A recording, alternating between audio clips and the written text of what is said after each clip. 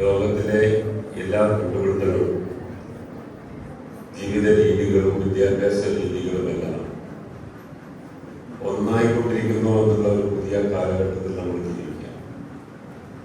ഇവിടെ യുഗവും കാർഷിക യുഗവും യന്ത്രയുഗവും കമ്പ്യൂട്ടർ യുഗവും ഓരോ കാലഘട്ടത്തിൽ മാറി മാറി വന്നു.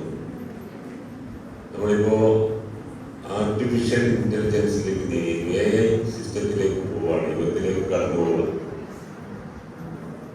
അങ്ങനെ കടന്നു പോകുന്ന സാഹചര്യത്തിൽ ഇന്നലകളിൽ നമ്മൾ പിന്നിട്ടിട്ടുള്ള അല്ലെങ്കിൽ നമ്മുടെ പിൻ തലമുറ ഇടപെട്ടിട്ടുള്ള ജീവിച്ചു വന്നിട്ടുള്ള സാഹചര്യങ്ങളും ഘട്ടങ്ങളും പൂർണ്ണമായും ഉൾക്കൊള്ളാതെ ഒരു പുതിയ കാലഘട്ടത്തിലേക്ക് പോകാൻ കഴിയും.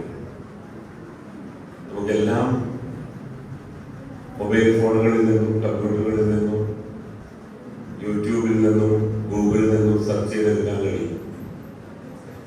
പഴയകാല ജീവിത രീതികളുടെ അനുഭവങ്ങളും പുതിയ കാലഘട്ടത്തിന് ആവശ്യമായി വരുന്ന കാര്യങ്ങളുമെല്ലാം വാക്കുകളിലൂടെയും ആ അനുഭവങ്ങൾ പകർന്നുകൊണ്ട് മാത്രമേ നമുക്ക് ഉൾക്കൊണ്ട് മുന്നോട്ട് പോകാൻ.